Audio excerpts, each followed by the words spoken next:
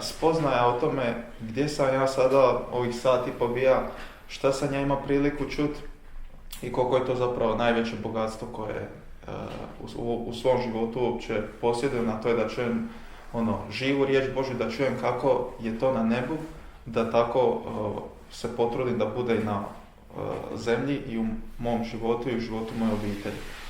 Ove objave i ovo sve što nam je dano kroz znanje preko Jakob Lorbera i tvoju živu riječ gdje iz jedne rečenice izvučeš jedno cijelo duhovno značenje, generalno, specifično. Ovo stvarno treba poljubiti pod, jednostavno predati se još više Isusu na poslušnost iz ljubavi i da nam pruža ruku spas ovim posljednjim vremenima, da nas dotiče na jedan ovako direktan, ljubavan, mudrosni način da spasi ono što se spasit može.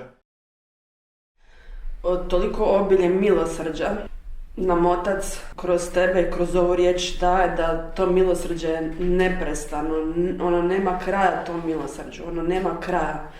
Opet imamo priliku da ne završimo u ognju. I to je toliko predivno da ja imam osjećaj kao da sam se ponovo rodila, da sam ponovo primila spasenje u svoj život, ali to očeo milosrđe. Što si ti danas rekao, to ne da nemamo di čut, nego mi sad imamo priliku stvarno primiti i primijeniti. Koliko je važno to što si ti ovdje, da ti možeš primiti to milosrđe koje on nama želi spustiti, koliko je zapravo to dokaz ove svetosti ovdje i njegova ljubav je ogromna, zaista prema svima nama. Ja sam prije svega, kažem, tebi zahvalna što si ti taj preko kojeg se nebo izlilo ovdje. Robert Blum, Od pakla do raja u 3 bračne scene. Treći dio bi bila treća bračna scena koja nije skroz bračna, ali u stvari jeste. A to su učitelj duhovni na zemlji, kasnije časnik, a onda Matilda. Mi smo pauzirali,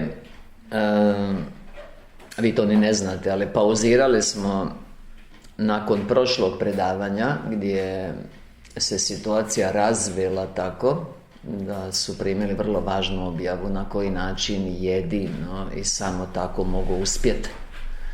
A to je da se međusobno predaju Gospodaru ili odvežu od emotivne svezanosti za čovjeka koja stoji kao čvrsta utvrda božanskoj ljubavi koja ih jedina može vezat neraskidivom vezom za vječnost i zbog upliva ljubavi kroz tu svezu omogući da se potpuno spase, a to znači postignu savršenstvo i onda naravno da mogu zajednički raditi u velikoj snazi do vječnost. I tu smo pauzirali jer ona je na grudima Isusovim i tako bi svi mi morali biti. Uspostavi taj prvi odnos. To je naravno sve jako romantično, ali vi znate kako to u praksi funkcionira. Gledamo razbiti sve te utvrde i polomiti sve te okove i strgati sve te spone, jer možete vi koliko hoćete pokušavati, svi mi vlastitim snagama. Postoje zakoni božanskog reda koji su nepromjenjivi i neumoljivi. I postoje time zakoni uspjeha, jer Bog djeluje time, ljubi zakonito, a uspjeh je direktno vezan na njegov upliv ljubavi u pojedinca i onda dvoje pojedinaca u ono što se naziva brak. I to je zakonito, stoga nećeš uspjeti. Ti možda na zemlji budeš imao neki uređen život, ali to nije božanski uspjeh u braku. Sad kad smo nju ostavili i pauzirali na Isusovim grudima, ja bih htio govoriti o očevoj ljubavi, pa ćemo se vratiti na njezin život kakva je bila u svijetu, jer bio je tragičan, a ovo u stvari, kako ja vidim, ulazi u okvir preodgajanja u Božju djecu ili u roditeljstvo. No, kako sam u međuvremenu primio jednu objavu na objavu, dao bi vam prije svega to vjeran svojoj uputi i vodstvu.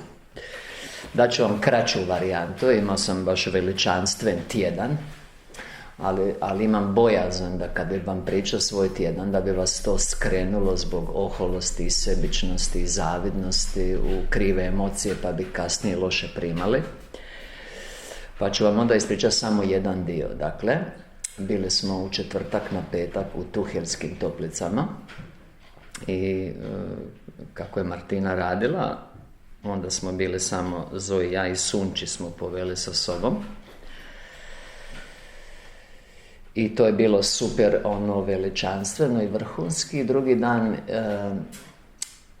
je Martina došla i sad kupanje, plivanje i to je wow, i sauna i plivaš i tijelo ti to pozdravlja i masiraš tijelo jer je napor veliki kroz sve te dane sjedenja i tako.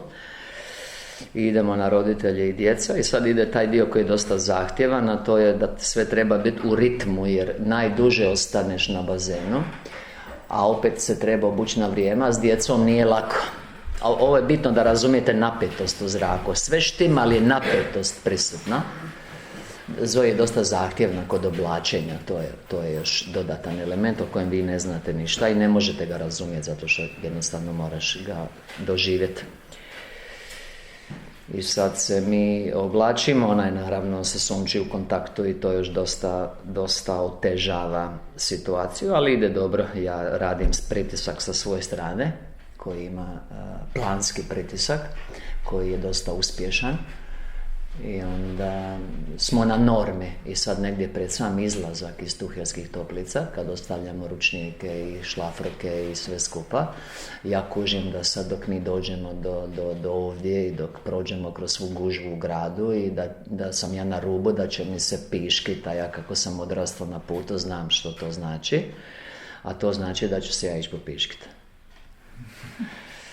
Ja sam od onih koji rađe spriječe nego liječe i sad ja odem dolje, idem se popiškiti. Ali ovo je bitno da znate, mislim, bolje bilo bi vam jasnije kad bi vam duže pričao, ali neću zbog više razloga i sad ja idem se popiškiti. Dakle, ono o čemu ja mislim jest gužva u gradu, o čemu ja mislim da trebamo stići u Dubravicu da oni mogu pojest.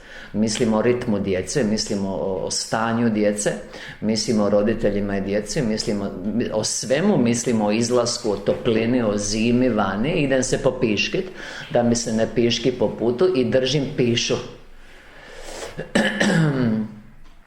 I onda dobijem objavu. Ako ne primiš Matildu, ovo je Matilda iz mojih ruku, ovo je objava, ali imam objavu na objavu. Ako ne primiš Matildu iz mojih ruku, jer vi ovo niste povezali, ona neće moći koristiti tvom spasenju i snazi od izmene, već će ti naprotiv naštetiti, znatno te oslabiti. I ja sam tad dok sam držao pišu i mislio sam naravno o putovanju do Zagreba, o gužvi koja nas čeka, jer to je vrijeme kad ljudi izlaze iz posla, o tome da moramo, stigli smo dakle to je toliko, mi smo stigli 5 do 5, smo stigli na bogoslužje. A stali smo i u Dubravicu, jeli smo komodno i znači ko u najboljem restoranu, ti si gladan, nisi ruča, pliva si, bio si u sauni, sve štima i onda ona bučnica puna buče i sira i pečena fino i onda još onaj burek od mesa, hrskav i masni, ko u najboljem restoranu. I ja sam držao pišu, razmišljao sam o Dubravici, o putovanju i o gužvi u gradu i o tome koliko je vani zima i koliko su djeca topla i to, i onda sam primio objavu. U svakom danu, ako ti nju ne primiš i ona tebe iz njegove ruke, u svakom danu, u svim životnim situacijama, sve što vi zajedno činite, ali vi ste svjesni toga samo u učinku koji je katastrofalan, sve što činite, a činite skoro svaki dan sve krivo, vam ne služi spasenju, niti primate snagu od njega, nego vas slabi. Zato su vam dani tako bezuspješni. To sam u stvari htio reći. Vi morate naučiti u danu činiti isto. Jer ako važi generalno, a mi se učimo tek generalno, što skoro nitko nije napravio, možete misliti kako je u danu onima koji to nisu napravili, ne znaju napraviti, kako oni to pojedinačno rade. Pa oni se non stop sudaraju. Jer uvijek idu iz osobnog, uvijek idu iz duševnog, idu iz vlastitog. i zato su dani neučinkoviti. Nema suradnje i ne može biti između dvoje koji su pala bića, koji nisu podložni gospodaru i koji u svakoj situaciji ne nastupaju tako da gospodar čini kroz drugu osobu kao i kroz tebe ono što bi vi zajedno trebali činiti. Pa onda ako bi vi mogli obratiti pažnju na taj princip, ne samo generalno kako to sad napraviti, znaš, kako sad ja konačno njega da predam. Što to znači? To morate i u danu, u svim situacijama on mora biti gospodar. Inače, vidiš što kaže, ako ne primiš Matildu, a važi za Petra iz mojih ruku, dakle u danu, znači ako ti u danu kad vas dva idete nešto raditi, nije iz njegove ruke, nego recimo manipulacija, kao ti si uspio. Znaš, sad on radi što bi ja htio. Ok, to ti ne služi spasenju, to znači da si manje spašen nakon toga, to znači da si više proklet i ne samo da nemaš snage, nego si je izgubio, onda jednostavno to sve izgleda jako loše. Jel imate situaciju? Ja i dalje držim pišu I ja ne mislim autom, znači vama je jasno da ja idem piškit, ja moram se brzo vratiti, ko zna što se gore događa, jel to sad ovo, znaš, ta situacija. I onda sam ja računam da će ovo biti vrlo važno da i vi znate. Ne mislim ovo za pišu, nego ovaj drugi dio. Vi ovo, mi ovo moramo naučiti, to niko ne zna. Vi nikad čuli za ovo. Vi ste svi u vlasti, to je put u neuspjeh. Nema uspjeha osim u božanskom redu. A božanski red je prva zapovjed. Vi ćete se mučiti, lomiti, gnječiti, mrziti, pa nešto kao voliti, pa pokušavati, pa seksat, misli da će to riješiti stvar što neće, pa kupiti poklon i toga neće. Bićeš nesretan cijelo vrijeme i nećeš se spasiti. Svi ćeš manje biti spašen. Zašto? Jer svakim činom si sve više u samoljublju. To je stablo spoznanja dobra i zla. Ja sam jako kušan da preskočim red u svom tumačenju Starog Zavjeta, knjige Postanka, 1. poglavlje i 2. poglavlje do 17. stiha i da krenem u tumačenje onog zadnjeg što je zadnjega, to su stabla. Stabla. Jednostavno nećeš uspjeti. Jer spontano ti misliš da možeš bez njega. Spontano ti njega ne uračunavaš u svoj dan. Spontano. Ti sve radiš po svome. Spontano. Zato imamo toliki neuspjeh. Spontano si ti u grijehu. Cijelo vrijeme. Ti stalno hoćeš manipulirati drugu osobu da radiš što ti hoćeš. Umjesto da se podložiš i da čekaš da ti da gospodar kroz tu osobu što je tebi namijenio, a ti da budeš zadovoljan s onime što ti je dao. Ti to moraš naučiti svugdje. I uglavnom neće se to naučiti. Ljudi su nesposobni, u takvom su stanju da su nesposobni za to i tako da su osuđeni na patnju i onda još ostaje samo patnja. Nećeš naučiti. Mislit ćeš da možeš sam. Ja vidim te, ja te gledam godinama, ti dalje misliš da si u pravu. Znači ti se i dalje držiš tako da smo si ja i ti na protivnoj strani, da ti misliš jesam ti ja naklonjen i hoćeš li ti to ili nećeš napraviti. Pa takav si odnosno na njega. Ako ne primiš sad primjena na dan, u danu, u svakoj situaciji, jer zakon je generalno, pojedinačno, specifično. Generalno vlada nad pojedinačnim i nad specifičnim, je li tako? Ali ako nije generalno, što misliš da je pojedinačno, da ti to štima, da si ti to skužio kao pojedinačno, da nisi generalno. Ne, nisi to uopće skužio. Ako ne primiš Matildu iz mojih ruku, ona neće, to znači i u danu, jer zamisli primio si je generalno, a onda nisi pojedinačno. To ti tako ne funkcionira. A ili kao primio si je pojedinačno, a nisi specifično, u malim situacijama. To tako ne funkcionira.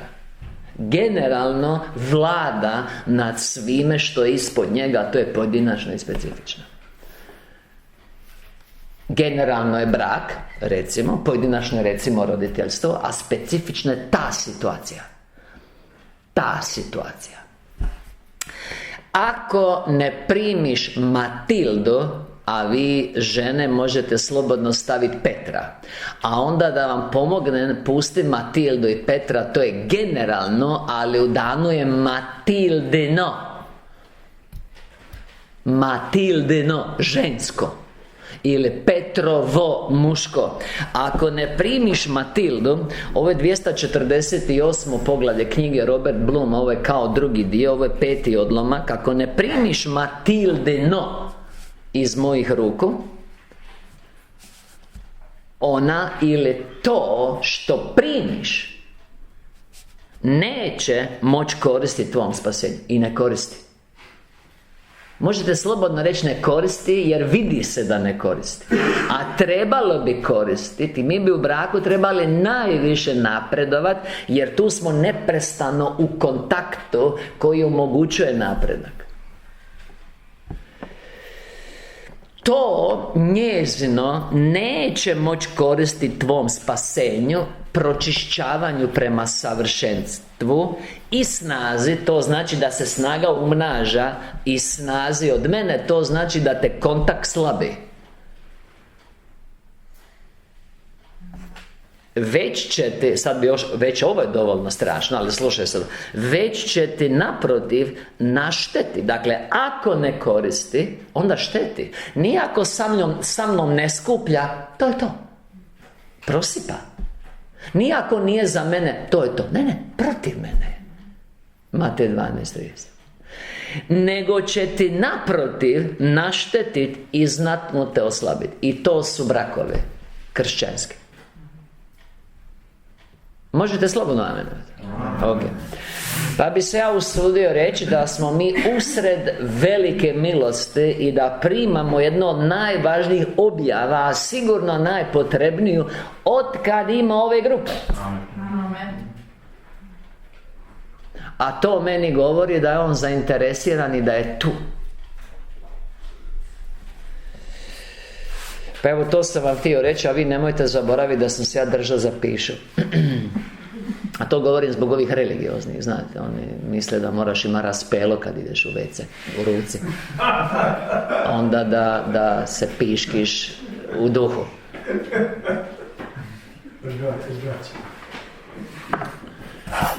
Vidi, u mojoj Bibliji piše: čistima je sve čisto, a nečistima je nečisto, im je savjest okaljena. Tvrde 16. stih, to je bio Tito 1:15, da Boga poznaju, ali ga dijelima neću. Zli su i nevjerni, nepodložni, neposlušni su Bogu. Stoga ja mogu primati dok držim pišu, jer moje srce je, ono želi dobro svima koji su uključeni tamo. Ja samo mislim na njih, to sam vam htio reći.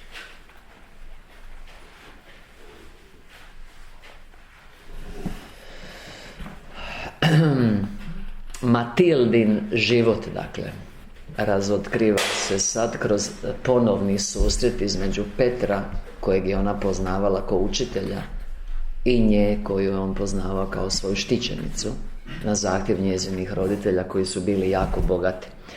Ispričavam se, s obzirom na moj dar i poslanje, ja ću ovo morat protumačiti duhovno, a to znači i u vašem slučaju. Kako će vaša Matilda primat moj nauk, jer učitelj jednako nauk, a Matilda djevica jednako osjećaj srca koji to primaju. I onda imamo roditelje koji su jako bogati i time su to ono koji te odvlači kroz bogatstvo svijeta, ugled i brige, i zato sjeme ne pada na plodno tlo. A ovo je također priča o roditeljstvu. A vi možete to razumjeti kao samo odgajanje, što je isto jedna vrsta roditeljstva.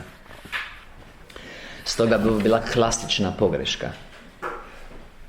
I to je dovelo do propasti jednog života. A onda je lijepo gledat kako Isus, mi smo došli na kraju, ali pretpostavit ćete kad vidite ovu priču, i pogotovo kako se ona razvija u sljedećem predavanju, kad ćemo završiti ovo. Vidjet ćete kako takve pogreške mogu uništiti nečiji život. I mi bi to trebali ozbiljno shvatiti, ne biti previše opušteni kad vidimo da se protivnik uključuje.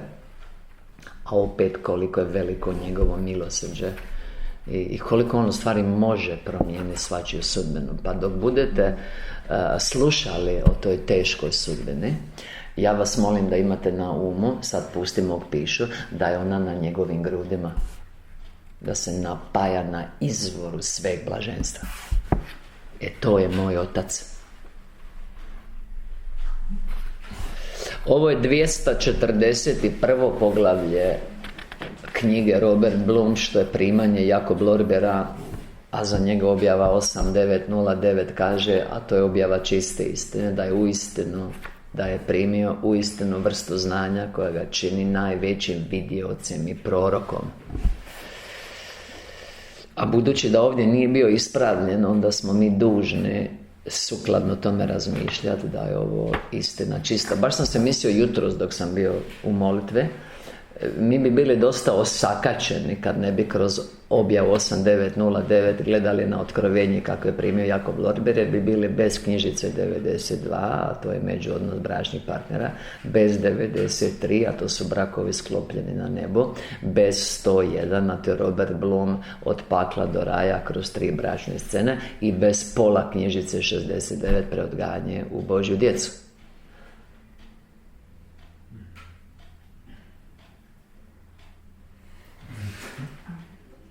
Jer vi čujete ovaj sat kako kuca. Jedna od najgorih stvari koje mi se mogu dogoditi u životu je kad dođem u neki stan, a ja sam čovjek od tišine, i onda čujem sat da kuca. Ja mu odmah izvadim srce. Ja mu trenutno izvadim srce. Onda ga oživim kad odlazim iz stana. Uglavnom 241. poglavlje, značajna životna priča koja zaokuplja i časnika. Časnik se zaustavlja te žurno i nestrpljivo pita koja bi mogla biti njezina briga. Vjerojatno također beznačajna kao i prethodne 4. Kaže starica: moj najdraži gospodine časniče, život u svijetu za mene je uvijek bio vrlo ozbiljna stvar. Sve je u mom kućanstvu bilo tako uređeno da su svi koji su ondje služili morali živjeti na uredan način. Iako su u početku ponekad gunđali, naviknuli su se na to, shvativši da ne bi našli prikladnije mjesto nego upravo kod mene. Mnogi me ljudi doista smatraju cjepidlakom, pa čak i napola luckastom, ali to me nije zabrinjavalo, jer u svojoj mladosti imala sam mudrog učitelja koji je čak imao sposobnost stupati u kontakt s dobrim duhovima, to znači mogao je kontaktirati duhovni svijet. I unatoč mojoj početnoj sramežljivosti pred neobičnim gostima moga učitelja, to bi bili duhovi, on je s vremenom ipak uspio u meni pobuditi divljenje prema stanovnicima sfera čiste svjetlosti. Opisivao mi je njihovu ljepotu, šarm i gracioznost tako privlačno da me strah od duhova ubrzo napustio, a u meni se razvila želja za druženjem sa stanovnicima svjetlosnih sfera. Kad ja ovo čitam, to je kao da se vraćam u svoje duhovno djetinjstvo, zato što je moj učitelj ovakve vrste bio Emanuel Swedenborg, koji je sigurno puno više i puno opsežnije, dublje od ovog časnika, koji je ovdje učitelj, kontaktirao sa duhovima, i to je za mene, doista je to za mene bilo ljekovito i odvajalo me je dosta brzo od svijeta i onog što svijet nudi, zato što je ovo daleko nadmašivalo sve ono što mi je svijet kojeg ja poznajem dotad mogao ponuditi. Pa bi to bilo dosta dobro ako bi vi našli nekoga tko bi vam mogao približiti nebeske radosti i to kako je na nebu, pa da razumijete koliko gubite ako hoćete da vam bude samo kako je na zemlji. Moj učitelj, čovjek u 40. godinama, postao mi je toliko neophodan da nisam mogla zamisliti život bez njega, iako mi je tad bilo samo 14 godina. Prema svakodnevnim roditeljskim prigovaranjima i onako nisam bila dobra za svijet, drugim riječima, roditelji je nisu poticali i nisu joj govorili blagoslov u život, nego su joj govorili prokletstvo u život. Ali to me nije smetalo, jer su mi riječi iz lijepih usta moga učitelja pružale tisućerostruku naknadu za svaki beskoristan svjetovni gubitak. Dakle, ovdje imamo u jednoj kući, a možemo reći u jednoj osobi, zbog dva utjecaja. S jedne strane roditelji, što je uobičajena situacija, a s druge strane pomoć odozgo kroz učitelja, time Isus. I sad imamo dva utjecaja, imamo nju koja se tim putem i stimulira i njezina se slobodna odluka stavlja u kušnju i njezin razum je prisiljen razmišljati o tome što je bolje.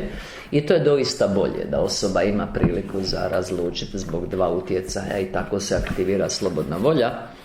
I za sad tu nema neke opasnosti, tako da mi koristimo svijet kao odskočnu dasku, kao sparing partnera. Koristimo ga kao kušnju da bi mogli spoznati, suprotstaviti se i nadvladati. To mu je u stvari svrha nauke čiste istine. I onda kaže, no kao što u zlom svijetu sve uzvišeno, istinito i plemenito privlači neprijateljstvo. Čuli?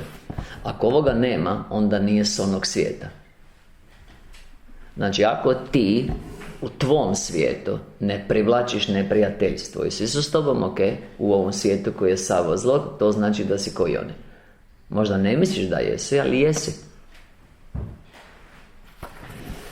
No kao što u zlom svijetu sve uzvišeno, istinito i plemenito privlači neprijateljstvo, a gdje god je moguće čak i smrt, tako je bilo i u mom slučaju, kao i u slučaju mog gotovo svetog učitelja. Moji inače dobri roditelji, misli se dobri roditelji na van ili dobri roditelji koji još nisu mogli pokazati kakvi su roditelji, jer mjerilo kakav je netko nije njegov život u svijetu, nego njegov odnos sa onim što dolazi iz drugog svijeta. Ja vam moram reći da mnogi vaši roditelji za koje mislite da su dobri, kad bi ih vi stavili u odnosu na nebesko, da ne bi bili toliko dobri, pokazali bi svoje pravo lice. Znate? A to bi bilo što ih čeka i onako u onaj dan. Neće ih suditi prema onome što misle susjedi, nego će ih suditi prema božanskim mjerilima. I moji inače dobri roditelji počeli su sumnjati u njegovanje snažne ljubavi između mene i moga učitelja. I sad, roditelji duhovno gledano je naša stara volja, naše žudnje i apetiti i ono s čime smo mi srasli, stari način života, odlučivanje i razmišljanje. I vi znate kad god ste dosad primili neku istinu koja je vama zvučala ili izgledala primamljivo zbog pogodnosti koje vam nudi, jer vas vodi k pogodnosti, vi ste se prije ili poslije morali naći u sukobu između vašeg starog načina života, razmišljanja i odlučivanja i onog što se od vas zahtijeva da postignete to dobro koje vas privlači, ali vam je ipak negdje tamo na kraju puta. I skoro nitko nije spreman na tu borbu, jer ona znači odustajanje. I vi rađe birate ono staro i odbacujete učitelja, što je učenje. Jer učitelj je manje bitan, bitno je učenje. I vi svi ovdje skoro redovito odbacujete učenje iz istog razloga, jer su vam roditelji svjetovni ljudi. Vi rađe birate svijet. Vaše odlučivanje i razmišljanje je svjetovno. I koliko god nauk uzvišen i koliko god učitelj valjan i njegove namjere časne, vi prije ili poslije postanete neprijatelji jer ne želite odustati. I vide, mislim, valjano je ovako tumačiti, zato što u svijetu, iako imamo privid da se događa radnja tamo gdje su vrijeme i prostor, u stvari se događa tamo gdje je duhovno. Ne vrijeme i duhovni, ne prostor, a to je što se kasnije jasno vidi na nebu. Tako da imamo privid, ali situacija i onako ko na nebu, gdje više nije forma, nego suština. I prema tome ovdje je sukob između duhovnog i prirodnog, između dva gospodara. I roditelji imaju ideju kako bi njihova kćer trebala izgledati. I to je dovelo do propasti. Odvojili se od onog što je moglo izvući, što je moglo oplemeniti. I onda je samo došla pala priroda na to i pomelaju je u cijelosti. Ja se baš mislim ovih dana, baš se mislim, evo, bio sam u šetnji i baš se mislim ovako. Na koji način organizirati život i pripremiti situaciju jer ko što smo učili, to su objave 1027 i 1028 iz ove knjižice, samostanski život, i to su 1027 i 1028. To su vrlo važne objave, ako se to možda ne vidi. Pogotovo govori o ženskom stvorenju. Kad božanski zakon udari žensko postojanje u onu glavnu svrhu na toj razini u to vrijeme, a to je da rađa, a to pretpostavlja muškog partnera i to pretpostavlja brak, da sve bude u redu, i ako je udari nespremno, a nespremna je ako nije svjesna da se treba udati brzo za jednoga s kojim su je roditelji već upoznali, da odmah reagira na upliv, jer inače to njoj šteti, to nije zdravo. Mora biti izboj toga, jer može doći do puknuća. I ako izboj nije u božanskom redu, imamo razorena ženska postojanja, bludnice, razvratnice, bolesne žene, prostitutke, drogirane žene, a to je samo zato što roditelji nisu pripremili situaciju da kad je udari božanski zakon i prisiljavaju tijelu na rađanje, oni njoj nisu stvorili uvjete da je u mogućnosti ući u brak i da odmah krene rađati. To bi je spasilo. O tome ja mislim. Čisto da znate, dok plivam. Znate. Ja se plivam i ja se mislim o tome. Dok gledam Sunči, dok gledam svih, ali tad su bile one sa mnom. I ja se mislim dok plivam. Ti samo vidiš da imam nove Speedo, najbolje naočale, i da imam sve trbušnjake i da izgledam ko tinejdžer i da me svi vole tamo, i ti vidiš to, ali ne znaš ti o čem se ja mislim. Pa bi ja molio, ako bi vi mogli o tome razmišljati, to bi vam činilo dobro, pogotovo kad uđemo onaj drugi dio, onaj drugi, još gori dio, to ćemo sljedeći put ući, pa ćemo i zaključiti, imat ćemo pogled i onda onaj završetak, vraćamo se u ono stranu, znate već onaj dio, to će biti veliko finale. I onda no kao što u zlom svijetu sve uzvišeno, istinito i plemenito privlači neprijateljstvo, a gdje god je moguće čak i smrt, tako je bilo i u mom slučaju, kao i u slučaju mog gotovo svetog učitelja. Moji inače dobri roditelji počeli su sumnjati u njegovanje snažne ljubavi između mene i moga učitelja. Potajno su pozvali dobrog učitelja u svoju sobu kako bi ga prekorili, što sam ja jasno i sa tjeskobom mogla čuti u susjednoj sobi. Otac, prilično grub čovjek, govorio je: prijatelju moj, ti si do duše vrlo vješt čovjek. Jer recimo ja gledam, evo, mislim gledam ja i muške, ali ja gledam žene. Nekako je prirodnije da ja gledam žene. Pri tome nisam mislio da im gledam guzice, to sam, iako sam svjestan da imam guzice. I sad bi vam najradije komentirao još nešto, ali to ćemo ostaviti za prikladniju podtemu. Uglavnom nekako je spontanije, gledaš žene gledaju muškarce, ali ja gledam sve skupa. I sad ja promatram žene. Ja promatram sve, ali kao što ste vidjeli na početku, ja vidim brakove, ja vidim, znači nema šansi da ćete uspjeti. Niko ne može uspjeti osim u božanskom redu. Nikog živog ne zanima božanski red. On kad dođe do toga, on misli da on to može svojim snagama. Znaš, kuš, on se neće promijeniti.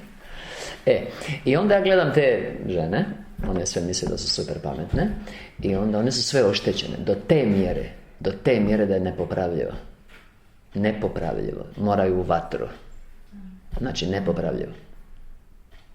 Ali one uopće nisu svjesne oštećenja. Takvo je opće oštećenje.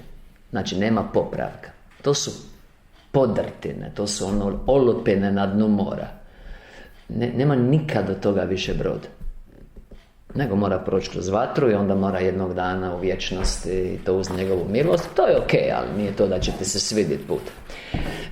A sve počinje sa ja znam i pametniji sam i strastveno ljubim i boli mene briga za njega jer ja sam u pravu i mogu ja svojom snagom. I to je stanje koje je ovdje prevladavajuće. Pa ako bi vi mogli, koliko je moguće, da onda vi gledate da budete primjerni, da možete pravo podučiti, da ovi oko vas koji još ne znaju, da mogu imati neki uzor koji ih može dovesti u poziciju, da ne budu toliko oštećeni. To bi bila naša odgovornost.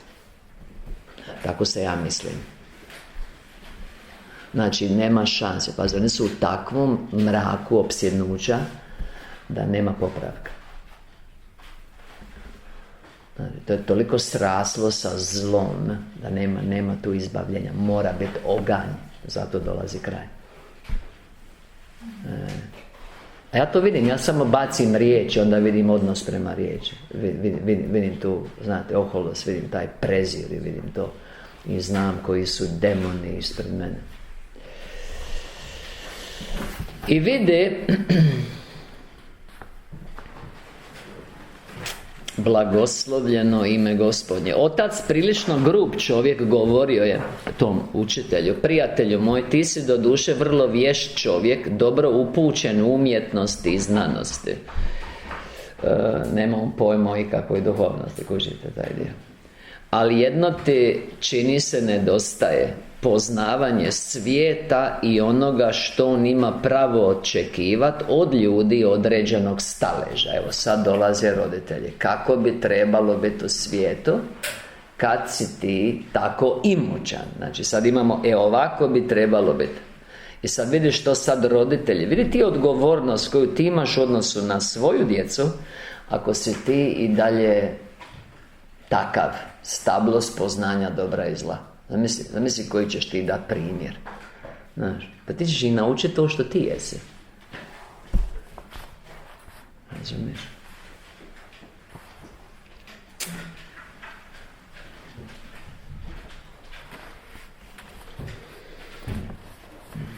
A ne možeš drugačije kad ne znaš. Razumiješ?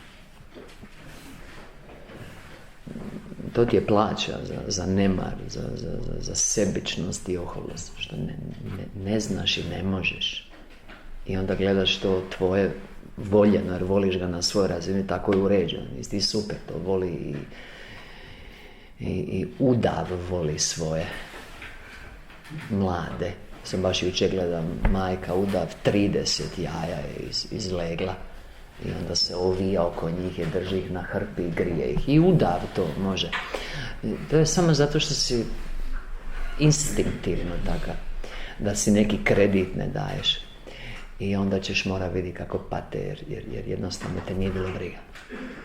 Kužiš? Negdje mora biti prekinuto to prokletstvo. I ovdje vam se nudi prilika. I vide, otac, prilično grub čovjek, govorio je: prijatelju moj, ti si do duše vrlo vješt čovjek, dobro upućen u umjetnosti i znanosti, ali jedno ti čini se nedostaje: poznavanje svijeta i onoga što on ima pravo očekivati od ljudi određenog staleža.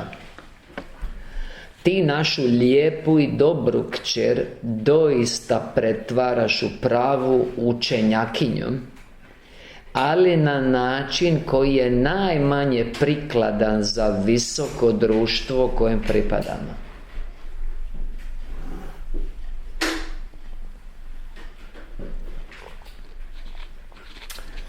Dakle, prema mojim objavama, prema mojem pregledu situacije, a ja imam dar i poslanje, ja sam glava misije čiste istine. Ja imam percepcije za koje ja ne znam nikoga da ih ima. Nikoga. Niko od velikih sluga. Oni znaju, znaš, zbog žilavosti on može aktivirati silu, ali nema ovo što ja imam. I vi to znate. Glavni zadatak roditelja jest da se pripremi atmosfera afera za žensko dijete da se uda odmah. Da razumije važnost majčinstva. Jer ako padneš na prvom zadatku, to je skoro nepopravljivo. Kao što vidite kako ste vi majke sa duhovne, kako ste baš jako ste primjerne, sposobne i sve ste na braniku domovine. I vide, i to je vrlo važno, ne škola, ne izgled, ništa, nego kad je udari božanski zakon, koji je neumoljiv, da je u sigurnim uvjetima i da rađa u atmosferi obitelji. To je moj plan.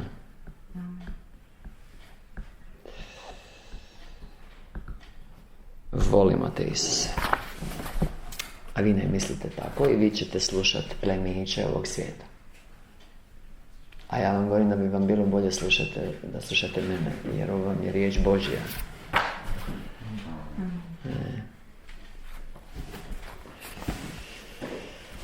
I vide,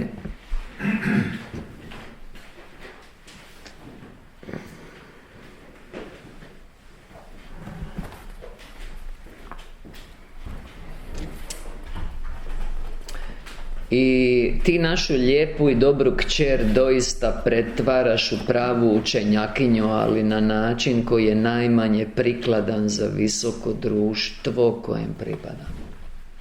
Jer ako ti nju pošalješ na škole, gotovo, to je put ovog svijeta. Gotovo.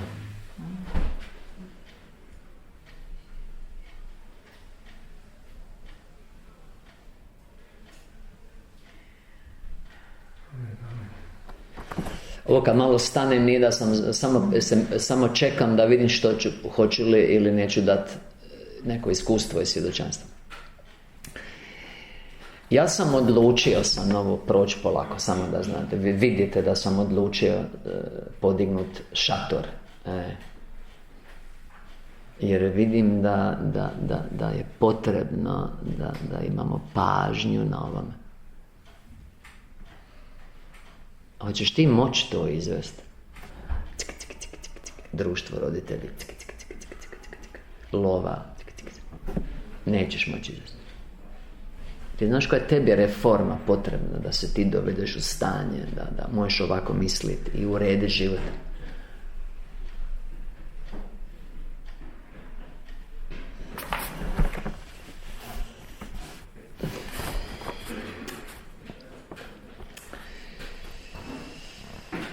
Ti našu lijepu i dobru kćer doista pretvaraš u pravu učenjakinju, ali na način koji je najmanje prikladan za visoko društvo kojem pripadamo. Djevojka sada lebdi tko zna po kakvim područjima, navodeći 1000 razloga za nedostojnost smrtnog čovjeka. Što su svi dobri razlozi, ako je podučava skoro svet učitelj koji ima kontakt s nebom. Doista nam se ponekad i smije kad joj izlažemo prednosti plemstva. Prijatelju moj, ako našu kćer poučavaš takvim idejama, tada te nikako ne možemo dalje zadržati. Što više, naišli smo na još jednu tajnu, isprva nevjerojatnu, budući da ste vi čovjek od 40 godina, a naša kći ima 14 i 4 godina, te je lijepa i očaravajuća poput anđela. No daljnje promatranje jasno je pokazalo da je djevojka više zaljubljena u vas nego vi u djevojku. Iskustvo vas je naučilo prikrivati svoju ljubav, ali to vas pred nama ne opravdava, jer ste djevojci morali potpuno zavrtjeti glavu, tako da čezne samo za vama, a svijet joj bez vas ne znači ništa. I ovo je jako... Znate kako obično kažu nemoćni roditelji koji dođu u kontakt sa nadmoći, upliva odozgo. Kako ne znaju što će drugo, onda moraju to staviti u negativno. On kaže, on ti je ili to ti je sludilo glavu. Ja vam moram reći da takvim roditeljima će to sjest na račun. Jer u slučaju da ovaj učitelj dolazi u ime Gospodnje, nije samo on kome se protivi, nego je Gospodar koji ga je poslao, onaj kojem se oni suprotstavljaju. To vam je direktni put u prokletstvo, a uz to će vam i sudbina vašeg djeteta onda sjest na račun, jer ste ga zakinuli za blagoslove i gurnuli u ralje protivnika. Roditeljstvo je velika i sveta stvar i svaki će odgovara za talenat koji mu je povjeren. To nije tvoje. Ti ako ga ne vratiš oplođenog taj talenat, bit će škrgut zuba i veliki plač. Biće gusta tama. Nemaš ti sa tim talentom kako ti hoćeš. Ti moraš činiti kako on želi i vratiti mu ga s kamatama. Ako to do sad niste shvatili, to ste već trebali shvatiti. I onda su sad oni skužili kakva je ovdje situacija, kao što vidite. Iskustvo vas je naučilo prikrivati svoju ljubav, ali to vas pred nama ne opravdava, jer ste djevojci morali potpuno zavrtjeti glavu, tako da čezne samo za vama, a svijet joj bez vas ne znači ništa.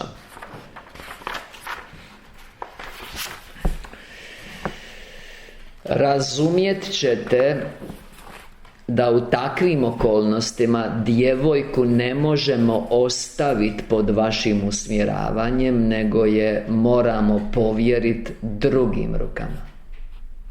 Stoga napustite ovu kuću još danas i primite ovdje našu naknadu za vaš trud, iako nije u skladu s našim uvjerenjima. Hoće reći, najradije vam ništa ne bi platili. No čuvajte se da se ikad više približite našem djetetu, jer bi vas takva drskost mogla skupo stajati. Evo vam vaš novac i sretan put. Na taj je način moj anđeo, dakle sad se oni ponovo sreću, ne znaju da su se susrele, ali se ponovo sreću i to je radosna vijest. Ja vam moram reći da se oni koji su sličnih afiniteta ljubavi, koji su bili na zemlji povezani, sreću sasvim izvjesno, prije ili poslije. Što će biti onda, to samo nebo zna, ali će se sigurno sresti. I onda kaže, stoga napustite ovu kuću još danas i primite ovdje našu naknadu za vaš trud, iako nije u skladu s našim uvjerenjima. No čuvajte se da se ikad više približite našem djetetu, jer bi vas takva drskost mogla skupo stajati. Evo vam vaš novac i sretan put. Na taj je način moj anđeo bio grubo izbačen iz kuće mojih roditelja. Sveti čovjek, čiji je jedan dah iz usta nadmašivao 1000 svjetovnjaka koji su dolazili i odlazili iz kuće mojih aristokratskih roditelja, poput parazita, bio je tako protjeran iz kuće. A ja, jadnica, tad sam dobila učitelje i gospodare koji su mi se sa svojim dugotrajnim prisnim ophođenjem gadili i zgražali me. Kaže časnik, recite mi, draga gospođo, je li vaš učitelj sve to jednostavno podnio bez otpora? Iznesite nam to, jer me to posebno zanima. Kaže žena, cijenjeni prijatelju, što je taj jadnik uopće mogao reći, znajući koliko se toga može postići sa takvim aristokratima? Jedino što sam slomljena srca mogla razabrat, bilo je da zahvaljuje za sve što je u toj kući doživio, uplakanim glasom dodajući na kraju, milostivi roditelji ovog najplemenitijeg djeteta, Bog zna da ja nikad nisam tražio vaše kuće, nego ste vi sami nastojali pridobiti me svakovrsnim blještavim obećanjima. Došavši u vašu kuću, jasno sam vam izložio svoj temeljni odgojni sustav. Vi ste s time bili potpuno zadovoljni i priveli ste me k srcu govoreći: prijatelju, mi smo bogati i posjedujemo imetak, kod nas ste zbrinuti za cijeli život. U vašoj kući sam živio 3 godine i kao čovjek postupao s neokaljanom savješću, ne odstupajući ni za vlas od svojih temeljnih načela, a sad sam iz ove kuće izbačen zbog krajnje nepravedne optužbe. No to me ne žalosti, nego me čak raduje, jer mi to daje novi dokaz da me Krist Gospodar, u kojem živim i umirem, smatrao dostojnim kao jednim od svojih učenika. On sam, Gospodar beskonačnosti, bio je od čovječanstva nagrađen najcrnjom nezahvalnošću i oprostio im je, jer je dobro vidio da ne znaju što čine. Zašto bih se ja, griješan, uvrijedio zbog vašeg ponašanja, premda me ono dovodi u nepovoljan položaj u svijetu? Kako pak u svijetu nisam težio takvim prednostima, lako ću to preboljeti. Ono što me doista najviše boli jest to što me isključujete iz svog doma, jer sam u vašoj kćeri stekao istinsku prijateljicu u zajedničkom unutarnjem životu u Kristu Gospodaru. Nešto što je u prijetvornom svijetu teško postići.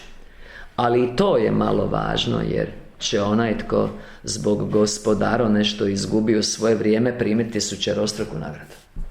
Pa evo, ja bi taj dio, ja sam dodao ove stihove tu, to je Marko 10, 29 i 30.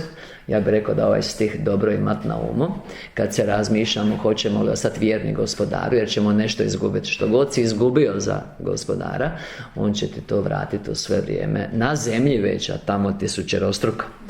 Ovaj novac možete zadržati, s njime učini što vam je volja. Ono što sam dao vašoj kćeri vrijedi više nego čitavo zlato ovog svijeta. A kad bi ona izgubila sva blaga ovog svijeta, koja su tek ispraznost, bila bi sretnija s duhovnim blagom koje sam joj dao nego neki krez. A krez bi bio kralj Lidije, kraljevstvo iz željeznog doba u zapadnoj Maloj Aziji, današnja Turska. Uglavnom neki krez koji si gradi palače od zlata. O čovječanstvo, zar se tako slijepo i slabo da juriš za noćnim krijesnicama koje zasljepljuju, ali ne griju? Zbogom, možda ćemo se ponovo sresti u onom drugom svijetu. Otac, razljučen tim nebeskim riječima mog bogobojaznog i pobožnog učitelja, uzeo je novac s namjerom da ga silom nametne dobrom učitelju, koji o tome nije htio ni čut, izlazeći kroz vrata kako bi zauvijek napustio kuću. I to je, nažalost, bio posljednji put da sam ga vidjela. Kao što sam već rekla, kasniji su učitelji doista bili sramotno glupi, umišljeni i nezanimljivi. Kretali su se bez osjećaja poput strojeva, a ja sam im bila tek sredstvo za zarađivanje mnogog novca. Zamisli tu trgovinu roditelja. Od njih nisam naučila ništa na zaprepaštenje mojih slijepih roditelja. Umjesto toga, kako sam odrastala, nastojala sam tim gorljivije ostvariti ili sprovesti u djelo načela, to jest principe kojima me moj prvi učitelj i mentor poučio na tako nebeski način. Nešto kasnije doznala sam da je moj bogobojazni učitelj postao časnik, a zatim i kapetan u vojsci. Nisam mogla ustvrditi je li još živ. Nažalost, i sama sam se morala udat već s 18 godina, te sam potom sa samo 25 postala udovica. O, kako bi bila sretna da sam pronašla svog učitelja. Ali Gospodar Bog to nije dopustio. Nakon toga ostala sam neudana s jednom kćeri koja mi je u svemu bila vrlo nalik. Prije nekoliko godina ušla sam u ovaj vječni svijet, raspitujući se posvuda o svom učitelju i o tome je li on već ovdje, ali nisam saznala ništa. Ono što mi se čini dosta bitno da razumijemo i da razumiju ovi koji nemaju uvide u duhovni svijet jest sljedeće: kad mi umremo, mi u stvari samo odložimo tijelo, ali nije tijelo osjećalo, nije tijelo voljelo, nije se tijelo uz nekog vezalo. I prema tome, kad mi odbacimo tijelo, ništa se od toga ne mijenja. Iako smo mi imali osjećaje prema nekome, imat ćemo ih i dalje.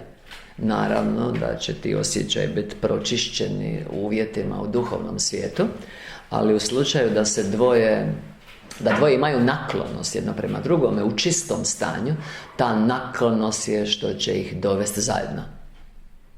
To je zakon. Ili, s druge strane, ako netko nema naklonost prema Isusu i onda je bio u crkvi i na van se pretvara da ima, kad umre on ide u pakao jer neće se vidjeti s Isusom. To sam htio reći, to vam je isto samo obrnuto me. A vidimo da li netko ima naklonost po tome kad vidimo čemu je naklonjen u danu. Tako da važi oba smjera. Pretvarao se na van da imaš, a nemaš, ili pretvarao se na van da nemaš, a u stvari imaš.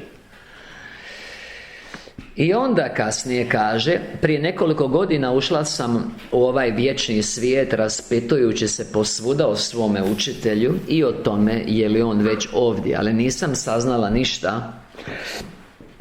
Zvao se Petar, no nikad nisam mogla doći do drugih imena kao ni moji roditelji.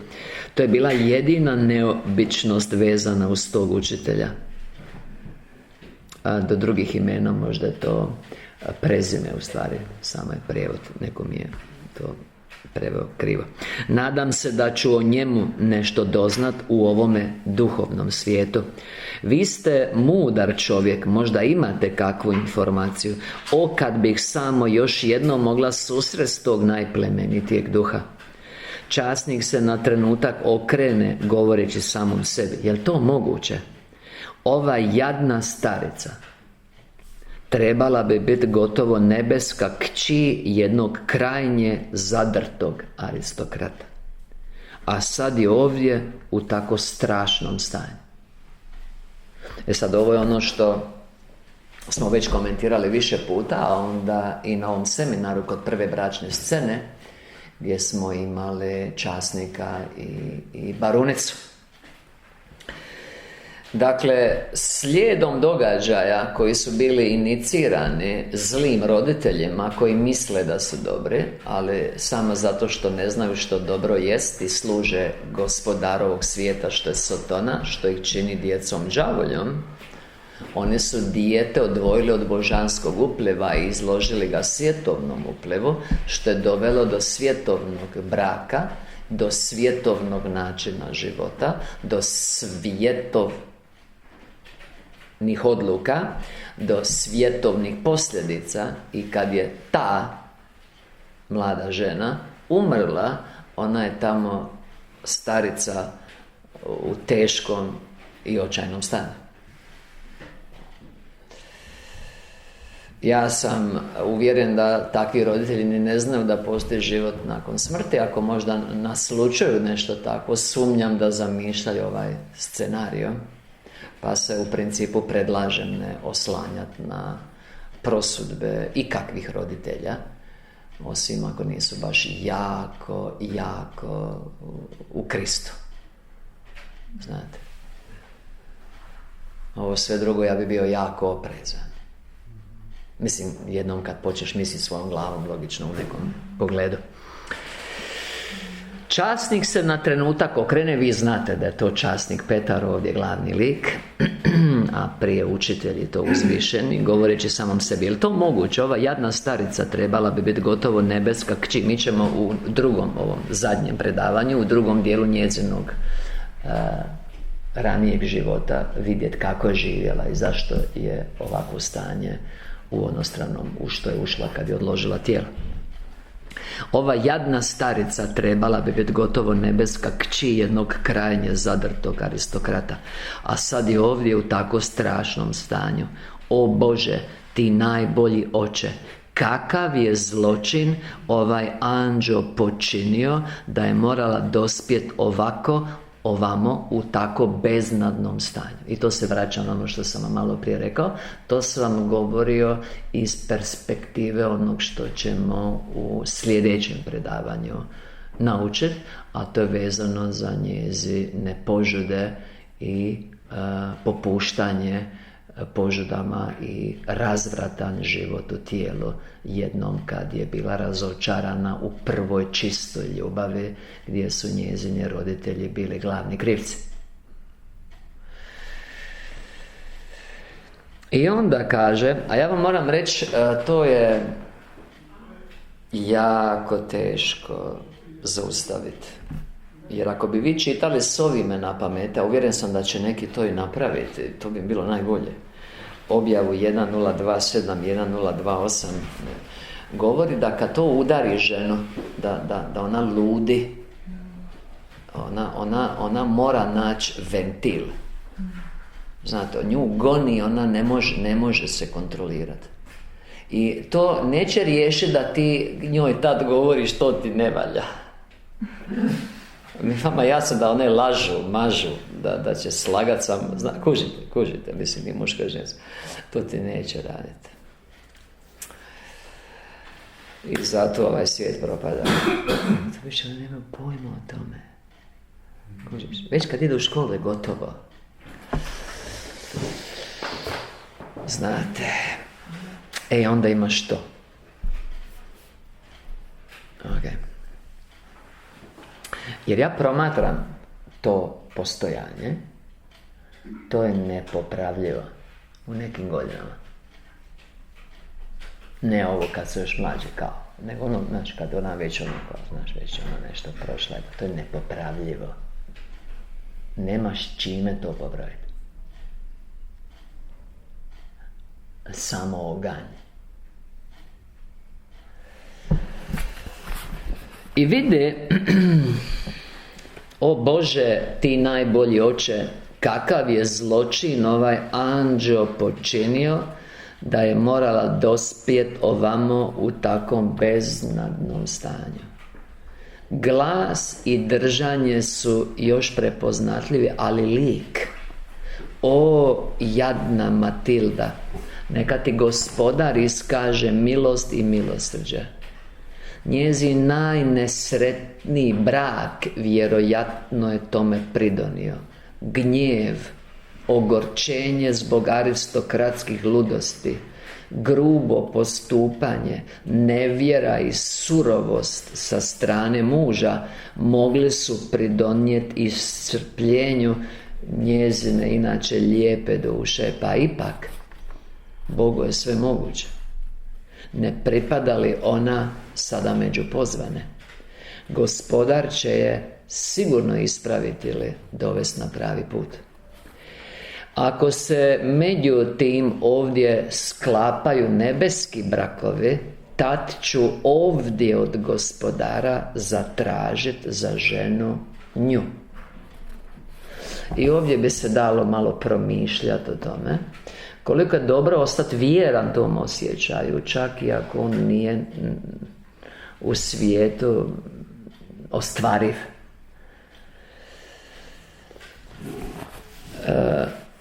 Ako se međutim ovdje sklapaju nebeski brakovi, tad ću ovdje od Gospodara zatražiti za ženu nju. Pa makar njezin lik ostao nepromijenjen, jer je njezin duh. Mislim, tamo vam nema staro mlado, to sam htio reći. Tamo si star ako si u duši loš. Ali čim si malo bolji, odmah si mlada. Kad si nešto još bolji, najbolji, onda si u cvijetu mladosti. I onda su oboje u cvijetu mladosti, nema stari mlad ko na zemlji. Tako da je to dosta zahtjevan privid. Ako bi to bilo nešto kao mjerodavno, zato što Blak gleda u vječnost. To je dobro za znati. A i neće biti tad ovo materijalno presudno, nego ono duhovno materijalno, a to su snaga i svjetlo ili ljubav i mudrost. I onda kaže, ako se međutim ovdje sklapaju nebeski brakovi, tad ću ovdje od Gospodara zatražiti za ženu nju, pa makar njezin lik ostao nepromijenjen, jer je njezin duh još uvijek pun uzvišenih misli, kao u vrijeme kad je bila moja učenica. Nije li to bilo slavno vrijeme? Tad sam bio u dodiru sa duhovima neba, doista sam razgovarao s anđelima, i ona je tada bila anđeo. O, kakav tok svjetlosti i njezin odsjaj s nebesa! O, sveti trenuci zemaljskog zanosa ili ushita! Božja nebesa moraju doista biti neizrecive ljepote, no i zemlja je lijepa onome koji prepoznaje Boga u svome srcu. Meni vam je baš super na zemlji, da vam budem iskren. A onda očekujem da mi bude super i na nebu. Ispričavam se, evo ja imam sve ove Psalam 23, 1-6, naglasak na 6. Obmanute ideje o životu na zemlji i kasnije u nebu. Ali to ti je zavisno tome što ti je u srcu. I onda kaže, o, Božja nebesa moraju doista biti neizrecive ljepote, no i zemlja je lijepa onome koji prepoznaje Boga u svome srcu, ljubeći ga istinski svojom snagom. O, Matilda, ono što si bila na zemlji, sunce među lijepim bićima svog spola. A što si sad? Bijedna sjena uvele čičke, to bi bio valjda čičak, koja svijetli polusvjetlom opadajućeg mjeseca. O Gospodaru, zar bi bića koja se nakon 100 godina dižu iz svojih grobova mogla izgledati još izopačenje? Vidiš što te napravi život u svijetu, rasipanje duhovnih sila. Vidi, kad Isus kaže tko sa mnom ne skuplja, znate da ljudi obično misle na novac, znate taj dio. I to je ok ako razumiju da postoji duhovni novac. A misli se na život. Znate, centar života je iz kojeg primamo život, i to je skupljanje života. Dok ako se udaljavamo od njega, protivnom voljom rasipamo život. I onda postajemo aveti ili demone, olupine ili sjene života.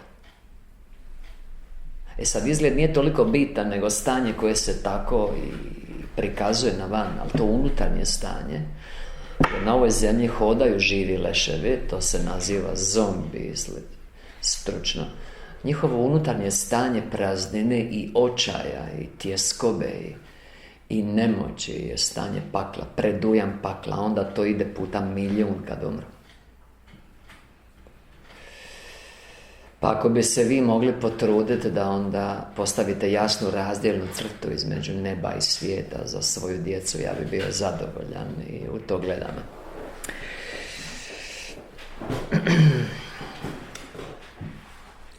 O Gospodaru, zar bi bića koja se nakon 100 godina dižu iz svojih grobova mogla izgledati još izopačenije? Nakon ovog monologa sa samim sobom, časnik se ponovo okrene Matildi i kaže: razmotrio sam tvoj upit i doista sam pronašao tog čovjeka. Pronaći ćemo ga, ali ti ćeš morat steći strpljenje i odreći se svega što miriše na strast. Sad ide opet onaj dio koji se kasnije i ističe i koji je uvjet da postignemo cilj, a time i da promijenimo svoje stanje. Jer ono što je uvjet za postignuće cilja je uvjet i za promjenu svega onoga od čega moramo odustati, što nas priječi da postignemo cilj. Isto je. Stoga nas vodi do cilja ono što ostvaruje promjenu u nama.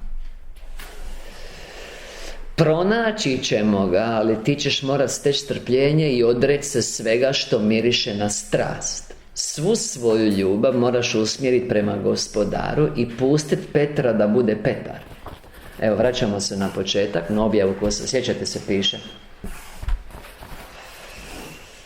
i pustiti Petra da bude Petar. Reci, ja to ne znam i ja to ne mogu. Ali Isuse, molim te da mi iskažeš milosrđe i da mi pokažeš kako se to radi i da mi daš snagu da u tome uspijem. Dakle, morat ćeš se odreći svih strasti. Broj 1. I onda, pazi, svu ljubav moraš usmjeriti prema Gospodaru. A to znači pustiti Petra da bude Petar. Ja sam ovo podebljao. Nemojte vi slučajno, ovo mi je kao pola rečenice. Ovo je zadnji odlomak za danas. Nastavit ćemo i završit ćemo sljedeći puta. Ali ja bih htio da vi razumijete koliko ovo veliko. Da se od nas, vas, njih zahtijeva da mi sa poštovanjem, poniznošću, krotkošću pristupimo oltaru ljubave, prijestolju slave i da u zahvalnosti primimo kap milosti s njegovog prijestolja, toliko i možemo primiti za početak, da bi se mogli početi mijenjati u onu sliku njegovu, što je naše konačno odredište. Ne da gledamo kako ćemo se svidjeti nekome ili nešto postići ili kako će nama biti dobro.